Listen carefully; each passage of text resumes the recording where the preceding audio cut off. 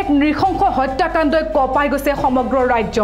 নিজৰ দুই সন্তানৰ সন্মুখতে নৃশংসতাৰে হানি খুচি স্বামীয়ে হত্যা কৰিলে পত্নীক নমস্কাৰ ষ্টুডিঅ'ত মই নীলাক্ষী খাৰগৰীয়া শইকীয়া লৈ আহিছোঁ বিতং বাতৰি ৰঙিয়াত সংঘটিত হৈছে এক নৃশংস হত্যাকাণ্ড পত্নীক নৃশংসভাৱে হত্যা কৰি পলাতক স্বামী ৰঙিয়া নগৰৰ ৩ নং ৱাৰ্ড মুৰাৰাত সংঘটিত হয় এক নৃশংস হত্যাকাণ্ড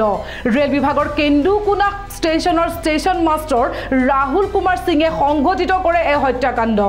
বুধবাৰে মাজনিশা পত্নী অঞ্জলি সিঙক দুই সন্তানৰ সন্মুখতে হানি খুচি হত্যা কৰে সন্তানৰ চিঞৰ বাখৰ শুনি ঘৰৰ গৰাকী উপস্থিত হয় আৰু ততালিকে আৰক্ষীক খবৰ দিয়ে আৰক্ষী উপস্থিত হৈ ইতিমধ্যে তদন্ত আৰম্ভ কৰে ৰাহুলে বন্ধ গেটৰ ওপৰেৰে পলাই যায় হত্যাৰ কাৰণ এতিয়াও স্পষ্ট নহয় আৰক্ষীয়ে ৰাহুলৰ সন্ধানত তীব্ৰ অভিযান চলাইছে এতিয়া বাতৰিৰ পৰা মই নীলাক্ষী বিদায় লৈছো পুনৰ অন্যান্য বাতৰি লৈ আহিম চাই থাকক নিউজ ডেস্ক ৰিপৰ্ট